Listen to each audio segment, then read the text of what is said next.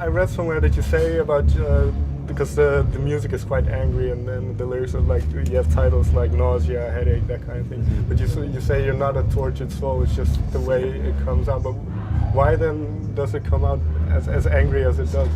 I don't know. I honestly don't know. I do think it, like we just talked about, the music influences that, but you know, the other types of subject matter don't really click with that sound. So I mean, it's for us, playing is a thing where it's like we love doing it, it's fun, but it's funny because we're having the best time ever, but it may come across as this thing where it's like a cathartic release of all these angry emotions, and it is and it isn't. It's you know, I think that kind of release is a healthy thing for everyone. I know for me, I think it probably does me a lot of good. Well, in what way is it then cathartic or therapeutic? Just the you know, going up there and hi. Going up there and leaving it all up there. I mean, it's by the end of the show, we're out of breath, you're covered in sweat, and you're, you know, dizzy, and it's kind of an absolute rush, you know. Is this the reason why the live shows are that energetic as well? Yeah, and because I think when we write the songs, there's a certain energy that's necessary, and if we don't play them that way, they just don't translate right. They sound flat, and so we literally need to play them with that amount of like energy and enthusiasm, or I don't think it makes any sense. You know, the actual songs we've written, they just don't translate if we don't do that. Well, you guys have quite a heavy touring schedule. Is it difficult then to sustain that level of energy show after show? It's usually not. It's usually fine. You know, the adrenaline takes it away, and after you feel like awful, but no, it's not hard because we're just having so much fun, and we're happy to be doing so much touring. You know, we feel like lucky to be doing it. So I think the least we can do is muster up that for every show. And so far, it hasn't been an issue. Is it also like a reciprocal relationship with the crowd where?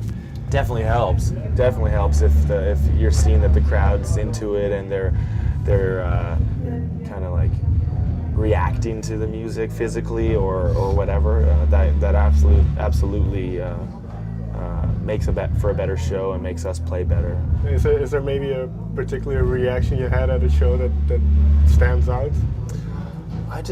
No, you know, just when people are dancing and singing and stuff like that. I think that's what we're into, and you know, it's not to say that if it's more of a chill vibe that it's not going to be just as good for us. It's just that you know, sometimes if the crowd's stiff, you don't know what's going through their heads, or if they're like just, you know. But some cities are more like that. They're more scholarly in their music. They want to come and like check it out and not stage dive and crowd surf and stuff. So either way, you know, we're happy. Well, what do you do at a moment like that when you're playing your heart out and the entire crowd? First of all, does it happen a lot? And then secondly, what happens after? What do you do? I try not to even think about it. I really honestly try to like just not even let it affect. Although I just said, you know, if it is going crazy, that it absolutely affects us. But you know, I just try to think about it like, I know that when I go to a show, I'm not always wanting to, you know, maybe I had a long day.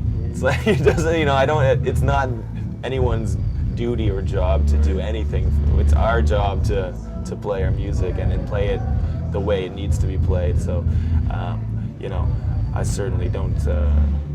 It doesn't really make a big difference at the end of the day. I just want, you know, we're just feeling like absolutely privileged to be playing all over the world for all these new people. Well, the name Metz, where does it come from? It's totally random and nonsense, really. I mean, Hayden and I had been to Metz in France, but it's not a direct reference to that city, and it's really, we just liked it because to us it was just a abstract sound word to us. That's kind of how we look at it. Is that well? Does because I imagine the name of the band has to have some correlation to the kind of music that you make. Yeah, almost short and to the kind of I guess the sound of the word is a little bit cutting. Yeah, definitely. I think it just in a purely abstract or aesthetic kind of way, it fits our music. Okay. Do you have a favorite instrument that you own? Probably just the guitar that I play every night. It's real beaten up and it feels comfortable. Is it one that you've had for a long time? Yeah. I guess maybe 15 years now. Yeah. Is it the first guitar you have? No, I think a first electric guitar was just like a red Strat or something like that, and then I got a really crappy Gibson SG, and then I got Telecaster. Like, I've gone through a bunch, but I've settled on this one, and I haven't really thought of even getting another guitar after this one. It just feels like home. Okay. Well, what's the craziest thing, the weirdest thing you bring on tour with you? What's the band?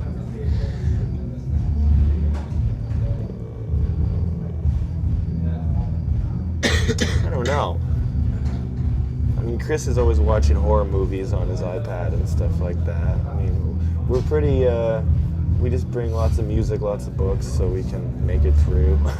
Well, okay, can you give me an example? What book are you reading right now? I'm reading a book by Don DeLillo called Point Omega. I'm just getting into it, so I can't even say if I like it or not. But yeah. Okay. And then final question: do you have any guilty pleasures? Oh man, tons. I mean, we'll always put on the local radio, just like the pop radio stations, and listen to that stuff to kind of as a palate cleanser or something like that. So after hours and hours of playing the yeah, music, totally. just to mellow out. Yeah, exactly. Anything I don't know, brainless is good. Okay. Thank you. Thank you, man.